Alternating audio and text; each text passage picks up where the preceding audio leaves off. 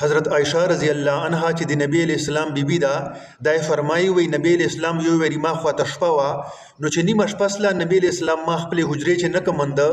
زبار پسې وتل نبی اسلام غواړه نو د جنت البقیع چې کوم قبرستان دا په مدینه منورې چې التمدای مندک چې الله پاک ته زاړي فریاد وتکي او د خپل بندگانو د خپل امتیانو بخشش لغواړي نو ما نبی اسلام ته فرمایل چې یا رسول الله دغه ټیم او تعالی راغلای نو نبی اسلام ما ته فرمایل چې عائشه ته پته ستده چې د نن کومه شپه ده وینن هغه شپه ده چې الله پاک په دغه شپې چې د خپل ګناهګارو بندگانو دور زیات بخشش او مغفرت کوي لکه چور چې دی قبیله بنو کلب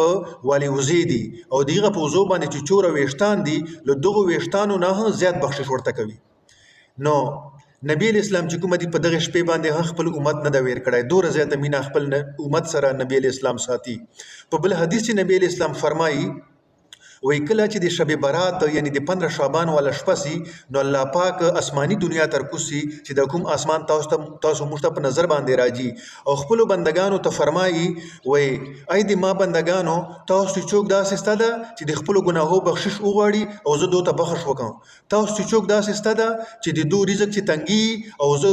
دولمانه د رزق فراخي وغواړي او زه د دوی رزق فراخ کم تاسو چې داسې چوکستا چې مصیبت پریشانی غمجنی چې مبتلای او معنا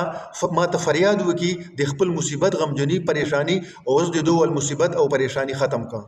نو په دغه شپې باندې الله پاک دنیاوي اسمان تر کوسلای نور د کال چې چور شپې او شپې دي پیغه شپې چې الله پاک په اخیری شپې چر کوزيږي او شب برات په شپې چې الله پاک مشام اذانو سره کوسي تر شپې دوچاو د پوره دغه आवाजونه کوي د فرشته په ذریعه سره او په دنیاوي اسمان چې الله پاک قائم وي نو عزتمنو په دغه شپې باندې د سړی الله پاک ته پورته کیږي د خپل ګناهو بخشش ته لغواړي معافي دی کوي که په رزق چې تنګي رزق فراخوالی دی لغواړي که بیا چې مصیبتو تکلیفو رنج غم چې مبتلای دوندېغه تکلیف ازاله او لريواله دی لغواړي امید ده چې الله پاک په دې دوه تکلیفونه درې کې دوه په رزق چې بفراخي راولي او دوه بچ کوم دی الله پاک په دوه ته مغفرت وکي بخښنه به ورته وکي خو بیا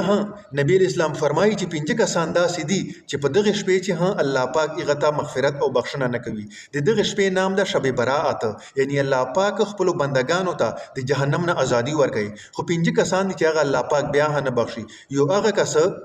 چې الله پاک سره شرک کړای دوم هغه کس چې دای خلکو سره تعلقات کټ کوي خپل رشتہ دارانو سره تعلقات کټ کوي او دریم هغه کس چې دای د خپل پردوګ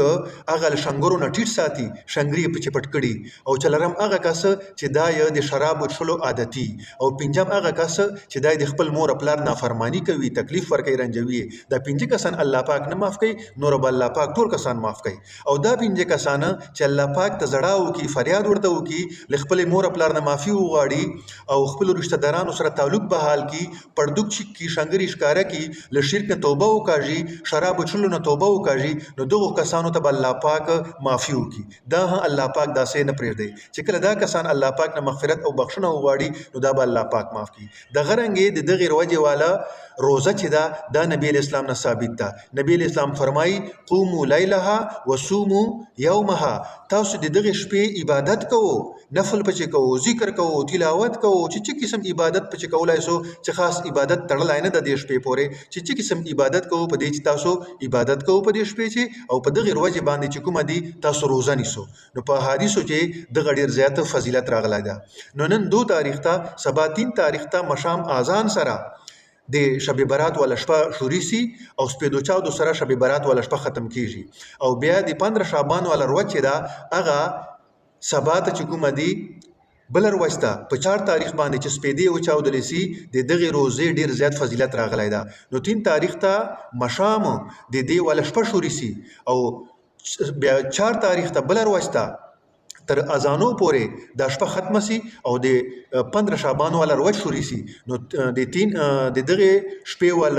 عبادت کول دا ډیر فضیلت لري او د دغه ورځ ولا روزې لرل دا ډیر فضیلت لري په 4 تاریخ باندې سپېدو چاو د سره روزې نیولل او بیا مشام چې کومه دي روزې خلاصول دغه چې کومه دي د 15 شعبان ولا روزه ده لہذا دغه شې د سړای پابندي کوي او ډیر زیات فضیلت او ډیر زیات ګټې دي